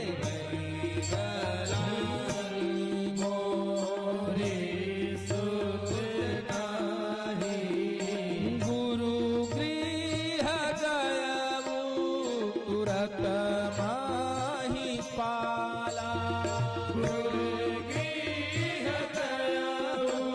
अस्पताल नहीं गए। चरण लागी करी बिनया विशाला, श्री राम जय राम जय जय राम, श्री राम जय जय। और गुरु जी के पास गए, पूजन किया, वंदन किया और प्रार्थना किया, अपना दुख बताया। बोले महाराज बड़ा दुखी हूँ। तो गुरु जी ने कहा धर्म धीर हुई है सुत चारी काहे, क्योंकि आने में विलंब कियो, चौथे पन में आए हो, इसलिए 4 पुत्र होंगे। और कैसे? त्रिभुवन विदित भगत भय हरि, भक्तों का दुख नाश करने वाले होंगे। यज्ञ प्रारंभ हुआ, कौन सा? पुत्र कामना यज्ञ, पुत्रेष्टि यज्ञ प्रारंभ हुआ। अगले वर्ष जब राम कथा होगी तो ये कथा बताऊंगा कि राम रघुवंश में यह प्रथम यज्ञ नहीं है, इससे पहले भी पुत्रेष्टि यज्ञ हो चुका है। यही कारण था कि राजा दशरथ ने आहुति नहीं दिया है। भगति सहित मुनि आहुति दीनी, भगति सहित मुनि आहुति दीनी, भगते आगे न शुरू कर, भगते आगे शुरू। स्वयं अग्निदेव प्रकट हो गए, स्वयं। और अग्निदेव प्रकट हुए तो खीर का कटोरा लिए, दिया किसके हाथ में? गुरु वशिष्ठ के हाथ में। गुरु वशिष्ठ ने लिया, राजा दशरथ को दिया, कहा यह हब बांट देव नृप जाई, जथा जोग जही भाग बनाई। बांट दो ले जा करके। और राजा दशरथ आए और कैसे बांट रहे हैं? अर्ध भाग को शल्य ही दीने, अर्ध भाग को शल्य ही दीना, उभय भाग आधे कर कीना, उभय भाग आधे कर कीना। और आधा करके कैकेयी कौशल्या को दे दिया, आधा बचा, उसके 2 भाग किए, फिर आधा कैकेयी के हाथ में रख दिया। अब राजा को सोचिए जरा, एक टुकड़ा बचा है, 1 भाग बचा है, रानी 1 है, चाहते तो 1 भाग उठाकर दे सकते थे, लेकिन राजा ने राजा ने उस खीर के भी 2 भाग कर दिए महाराज। और दोनों भाग सुमित्रा के हाथ में नहीं दिया, 1 भाग कैकेयी के हाथ में रख दिया और दूसरा कौशल्या जी के हाथ में रख दिया। और कौशल्या मैया ने कौशल्या कैकेयी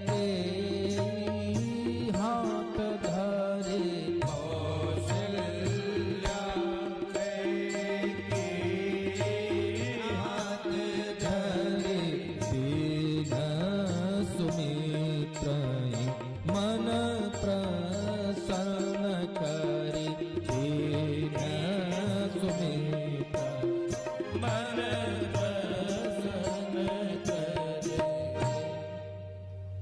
कौशल्या मैया और कैकेयी मैया ने अपने अपने हाथ से दोनों भाग प्रेम सहित किसको दिया? सुमित्रा के हाथ को दे दिया। मानो सुमित्रा मैया उसी दिन संकल्प कर लेती हैं, भगवान करे मेरे 2 पुत्र हो और मैंने दोनों पुत्र आप दोनों के पुत्रों की सेवा में लगा दिया। हाँ हाँ, बड़ा सुंदर भाव है महाराज। कैकेयी मैया जो है वो कर्म कांड है, कौशल्या मैया ज्ञान कांड है, ज्ञान रूपा है। और सुमित्रा मैया उपासना का दर्पण है, उपासना। ऐसे ही घर में तो भगवान आते हैं। वो समय, वो मुहूर्त आ गया। भगवान का जन्म कब हुआ था?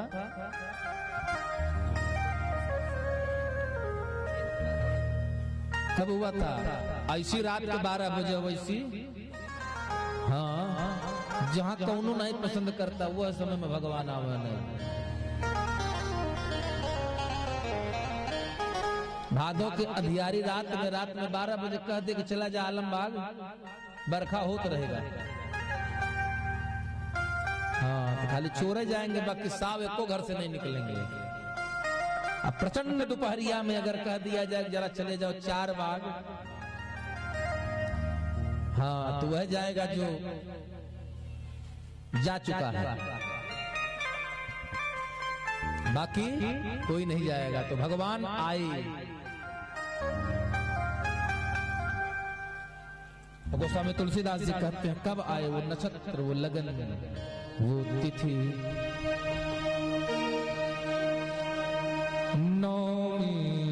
नौमी तिथि मधुमास पुनीता शुक्ल पक्ष अभिजित हरिप्रिया।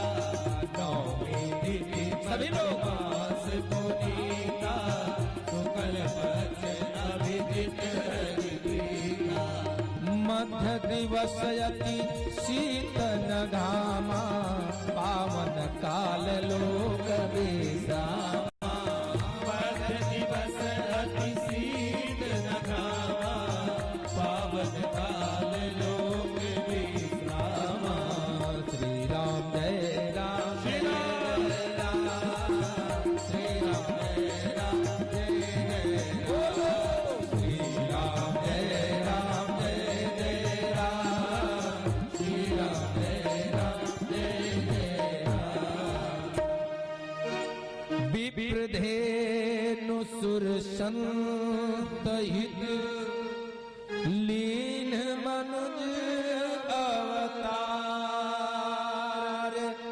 निज इच्छा निर्मित तनु माया गुण गोपाल। माया गुण गोपाल। श्यावर रामचंद्र की भय प्रगट कृपाला दीन दयाला कौशल्या। यहाँ एक बात बताएं, पुत्र हमेशा अपनी माँ का ही होता है, अंश पिता का होता है, लेकिन पुत्र माँ का होता है। अगर रामचरितमानस उठाएंगे जितनी बार कौशल नंदन आया है उससे कहीं ज्यादा, कई भाग कम दशरथ नंदन आया है। भगवान कृष्ण के लिए देवकी नंदन है, जसोदा के नंदन है, लेकिन नंद के लाला है। नंद के नंदन कहीं जल्दी नहीं कहे जाते, इसीलिए तो कहावत भी है, माँ पर पूत और काठ पर घोड़ा। काठ माने बाप, माँ पर पूत बाप पर घोड़ा, बहुत नहीं तो थोड़ा थोड़ा असर आता जरूर है। और जब राम का अवतार हुआ तो इतना उत्सव हो गया कि सूर्य भगवान भुला गए कि हमको कहीं जाना भी है। मास दिवस मास दिवस एक दिन हो गया, मरम न जाने को रथ समेत रवि था के वो निशा कवन भी हो।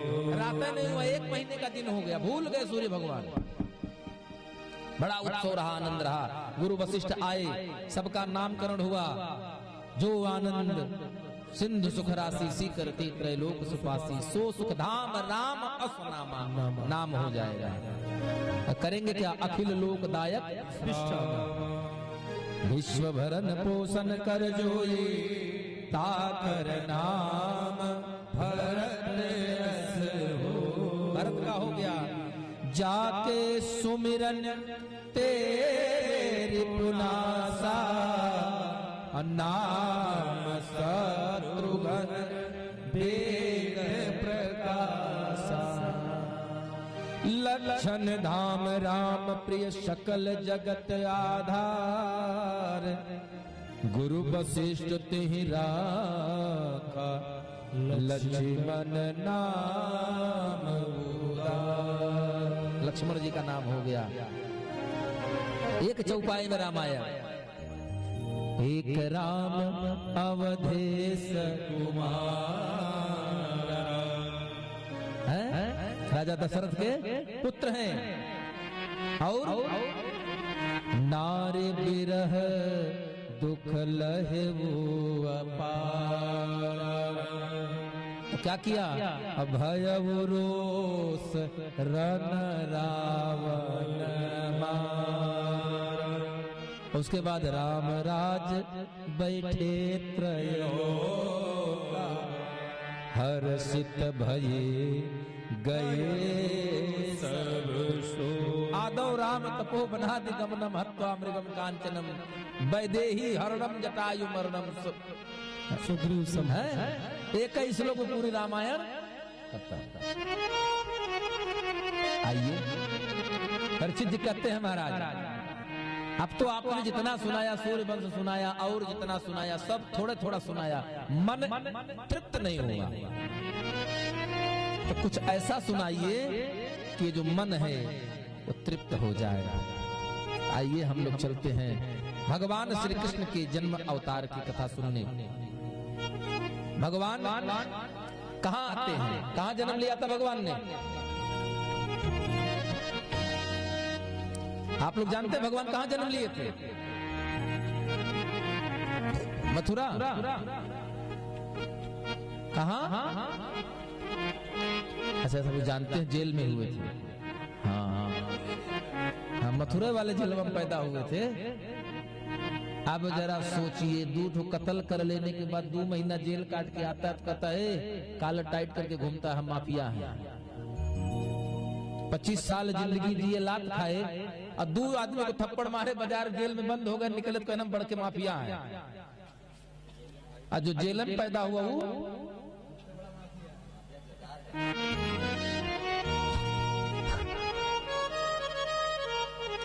सबसे बड़ा रंगबाज अगर कोई है तो देखो बैठे हैं।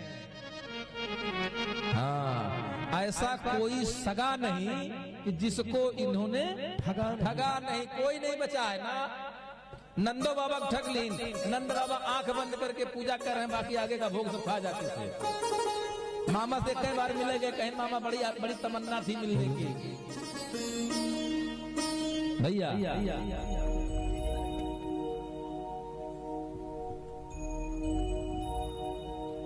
नहीं बढ़ा दो ऐसे। मामा के पास गए, कहें मामा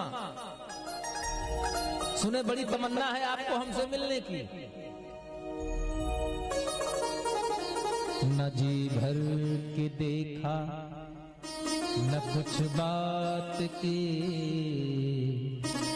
और सुना है बड़ी आरज़ू थी मुलाकात की। आइए हम आ गए हैं, मिल लेते हैं। एक ही बार मिले पर दोबारा मिले नहीं वो। मामा से एक बार भगवान मिलिए तो दोबारा किसी को नहीं मिले।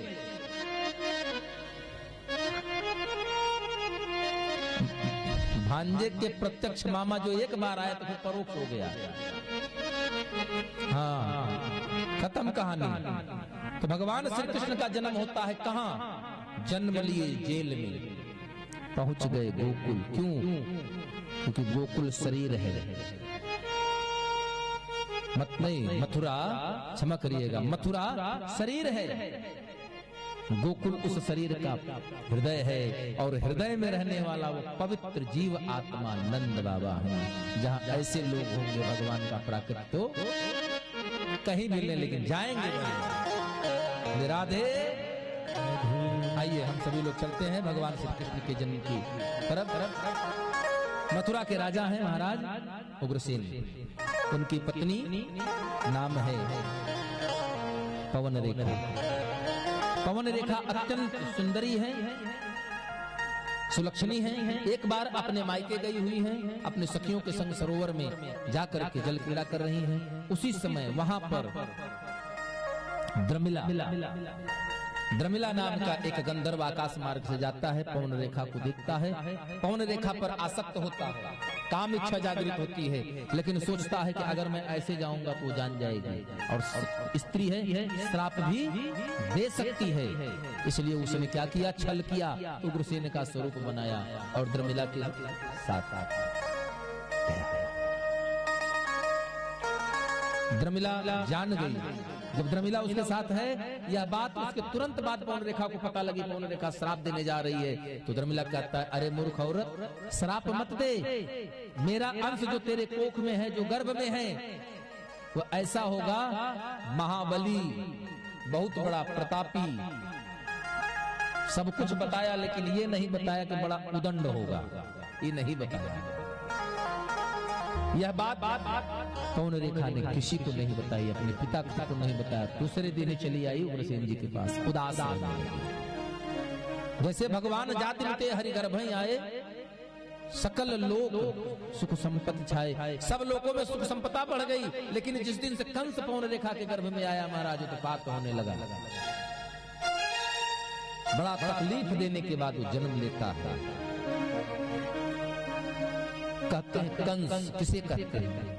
कस धातु से बना है कंस, जो दूसरे को दुख देने का ही कार्य करे। और कंस का हमने कहा था शब्दकोश में क का मतलब दूसरा भी होता है। का माने ब्रह्म होता है, का माने जल होता है, क से कबूतर कलम बहुत कुछ होता है, लेकिन का माने दूसरा भी होता है। क उसके बाद अ हो जाएगा अंश, दूसरे का अंश, वही कंस। जन्म ले लेता है महाराज। थोड़ा बड़ा हुआ, उसकी चचेरी बहन है देवकी। बड़ा हुआ, अपने मित्रों से मिलकर के सभी दुष्ट राजाओं की संगत मिला। थोड़ी दुष्टता बढ़ी, उसने अपने पिताजी को राजगद्दी से उतार दिया, बंदी कर दिया और अपने राजा बन बैठा। अपनी बहन देवकी का विवाह किया किसके साथ? सूरसेन के पुत्र हैं वसुदेव जी, जो कि सत्यवादी हैं। बड़ी धूमधाम से विदा किया। है गए चंदन हेमपट रतनयने कनबीन, याचक सब परितोष के, विदा बहिन कर की। खूब दान दहेज दिया, दे करके विदा कर दिया महाराज। अब थोड़ी देर चला, तब तक आकाशवाणी हुई, आस्या अरे मुकुर कंस, जिस बहन को तो इतना प्रेम से छोड़ने जा रहा है, उसी के स्वाम तुम्हारी मृत्यु होगी। इसके हाथों अष्टाम गर्भ, उसी के 8वें गर्भ से तुम्हारी मृत्यु होगी। यह सुन करके कंस भयभीत हुआ, उसने तुरंत तलवार निकाली और देवकी को मारने का प्रयास किया। सत्यवादी वसुदेव जी के कहने पर उसने छोड़ा और छोड़ करके बंदी गृह में डाल दिया। वचन ले लिया कि हर प्रत्येक संतान को मैं अपने हाथ से लाकर दे दूंगा। ला करके बंद कर देता है। प्रथम संतान ने जन्म लिया, लेकर आए नंद वसुदेव जी कंस के पास। कंस ने देखा, कहा रे इतनी छोटा सा बच्चा, इंद्र आदि देवता जिस कंस का सामना नहीं कर सकते, वो इतना बड़ा बच्चा मेरा वध करेगा। ले जाओ ले जाओ, 8वें गर्भ से मुझे भय है, बाकी से कोई चिंता की बात नहीं है। चले गए। ऋषियों ने सोचा ये तो पाप नहीं कर रहा, पाप नहीं करेगा, घड़ा भरेगा नहीं तो फूटेगा कैसे। तो सप्तऋषियों ने नारद जी को भेजा। नारद जी आए तो 8 पंखुड़ी वाला एक कमल लेकर आए और कंस से पूछा, भैया एक बात बताओ, इसमें से पहली पंखुड़ी कौन सी है और 8वीं कौन सी है? कंस यहाँ से चले कहे ये पहली, कहने ये चौथी है। इधर आवे गिनते हुए 4 से 5 6 7 8, कहीं 8वां, कहने ये 1 है। कंस समझ गया, कहा वो विष्णु जो है ना बहुत छलिया है, किसको कौन सा गिनती में बना देगा तुम समझ नहीं पाओगे, इसलिए अपना काम पूरा करो नहीं तो पक्का बदल जाओगे। तुरंत कंस ने प्रत्येक संतान का वध करना शुरू कर दिया महाराज। और एक एक करके जब उसने 6 संतानों का वध कर दिया, क्योंकि कथा में समय कम होता है इसलिए बताते चले आपको। देवकी के जो 6 पुत्रों का वध कंस के हाथ हुआ था, पूर्व जन्म में यह कंस कालनेमी था और हिरण्याक्ष के श्राप के कारण उस समय कालनेमी के 6 पुत्र हैं जो तपस्या करते हैं हिरण्याक्ष के मना करने के बाद। तो वही हिरण्याक्ष उनको श्राप दे देता है कि जाओ तुम्हारी मृत्यु तुम्हारे पिता के हाथ होगी। पिता को बच्चों की संतान के वध के पाप से बचाने के लिए उन पुत्रों ने आत्महत्या कर दिया। लेकिन वही श्राप है जिसको चरितार्थ करने के लिए द्रमिला के अंश से कंस जन्म लिया, जो पूर्व जन्म का कालनेमी है। और देवकी के वही 6 पुत्र, वो पिछले 6 पुत्र हैं जो इधर जन्म लिए और कंस के हाथों मारे गए। 6 के बाद 7वां 8वां नहीं मारा गया, 6 ही मारे गए।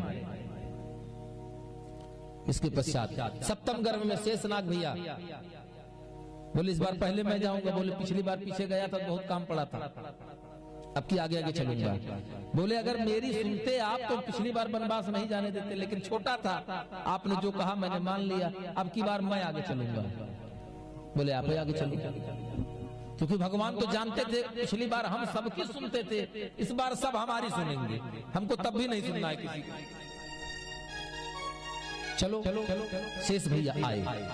देवकी मैया दुखी हैं क्योंकि 6 संतान मर चुका है, 7वां होने वाला है, सप्तम गर्भ ही दुष्ट हत्या कर देगा।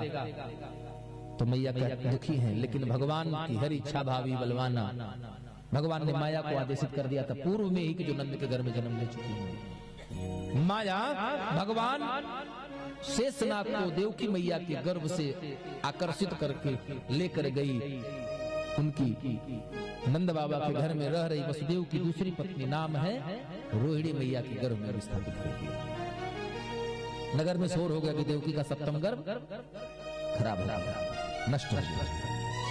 8वीं बार में भगवान स्वयं आने वाले हैं और सब लोग भगवान को मना रहे हैं। आप लोग चाहते हैं भगवान आवे?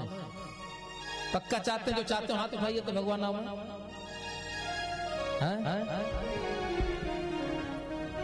ये 2-3-4 लोग चाहते हैं क्या? अच्छा सब लोग चाहते हैं, तो आइए हम सभी लोग भगवान को बुलाते हैं।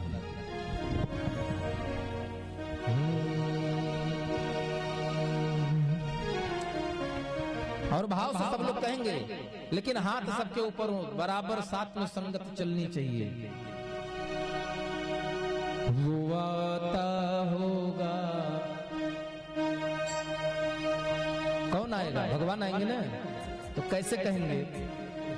हो मैंने मोहन को बुलाया है, वो आता होगा,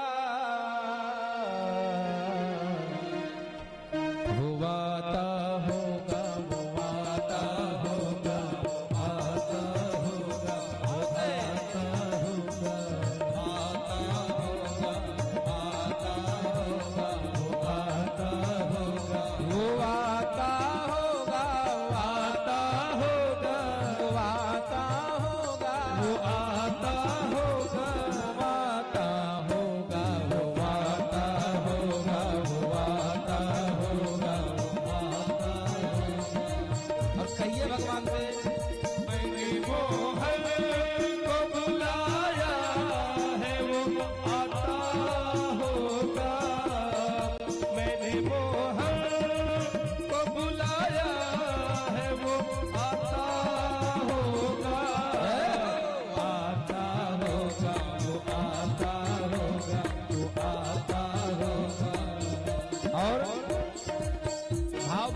साधक कहता है, भक्त कह रहा है भगवान से, मैंने मोहन को बुलाया है वो आता होगा, मैंने मोहन को बुलाया है वो आता होगा, ओ मैंने मोहन को बुलाया है वो आता होगा, मैंने मोहन को बुलाया है वो आता होगा। और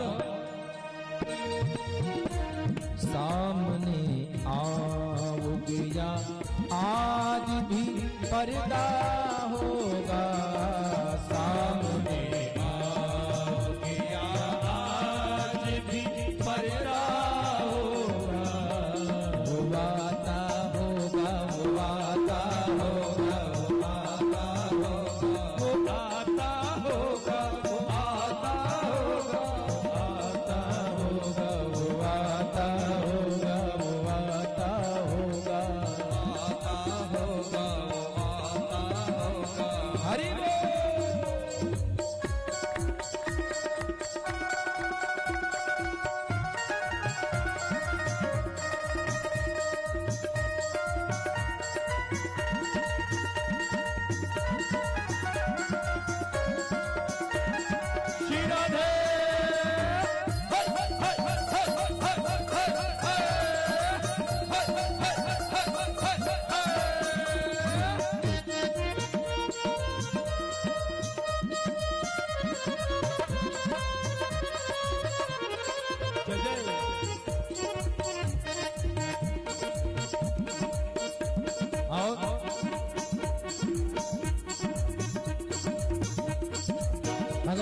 कहिए, ये जीव है, ईश्वर अंत जीव अविनाशी। हमारे मन में अगर किसी को भूख होती है तो बस एक भूख होनी चाहिए, परमात्मा की। और कहिए कि प्रभु मौत आती है तो आ जाए, कोई गम नहीं। मौत आती है तो आ जाए, कोई गम भी नहीं। मौत आती है तो आ जाए, कोई गम भी नहीं। मौत आती है तो आ जाए, कोई गम भी नहीं। मौत आती है तो आ जाए, कोई गम भी नहीं। मौत आती है तो आ जाए, कोई गम भी नहीं। क्यों? वो भी आएगा, वो भी आएगा जो मेरा मसीहा होगा। वो भी आएगा जो मेरा मसीहा होगा। वो भी आएगा जो मेरा मसीहा होगा। तो मैंने मोहन को बुलाया है, वो आता होगा। मैंने मोहन को बुलाया है, वो आता होगा। वो आता होगा, वो आता होगा, आता हाथ ऊपर, आता होगा, वो आता होगा, वो आता होगा। आता होगा, वो आता होगा, आता होगा, हरि बोल। होगा, वो आता होगा।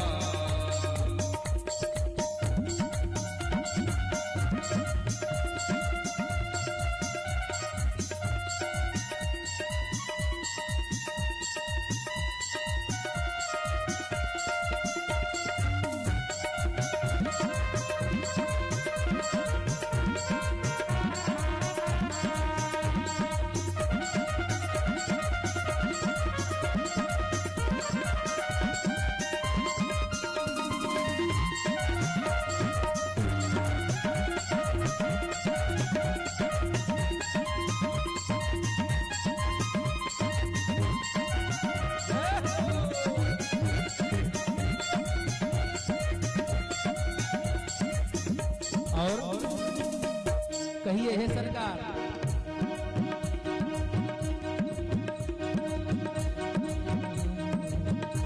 प्रभु मिलती है जिंदगी में ये रातें कभी कभी, मिलते हैं जिंदगी में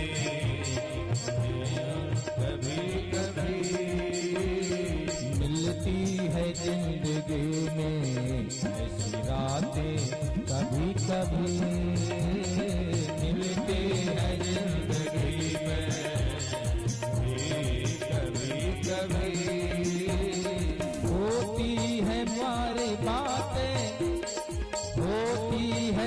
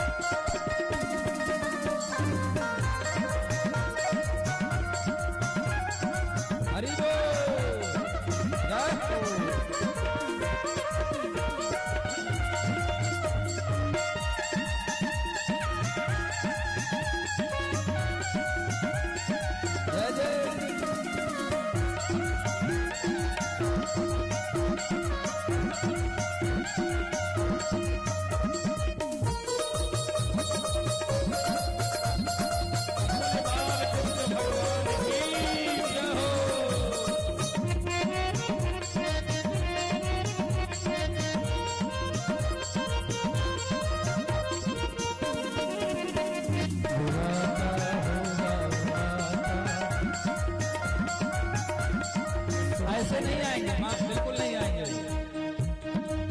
ऐसे नहीं आएंगे भगवान।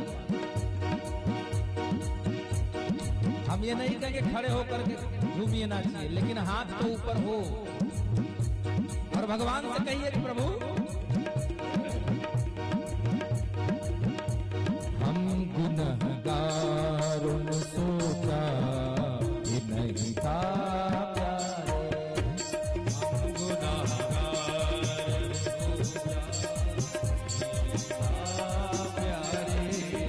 हम गुनहगारों ने सोचा ही नहीं था प्यारे, हम गुनाह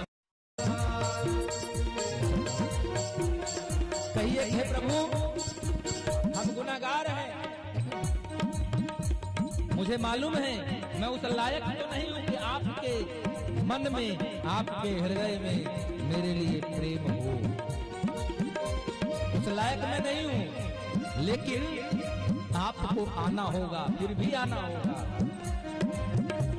प्यार झूठा सही दुनिया को दिखाने आया, प्यार झूठा सही दुनिया को दिखाने कन्हैया हो, प्यार झूठा सही दुनिया को दिखाने आया, तू किसी और से मिलने के बहाने आजा, किसी और से मिलने के बहाने आजा, तू किसी और से मिलने के बहाने आजा, तू किसी और से मिलने के बहाने आजा।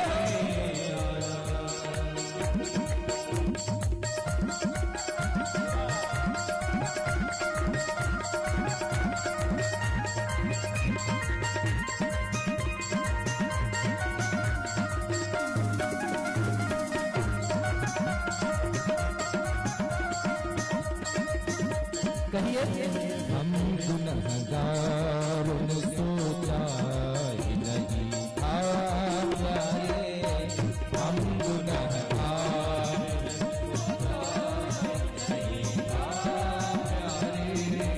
हम गुनहगारों ने सोचा ही नहीं था प्यारे, हम गुनहगार ही नहीं था प्यारे, हम गुनहगार सोचा ही नहीं था प्यारे, गुनहगार सोचा ही नहीं था प्यारे।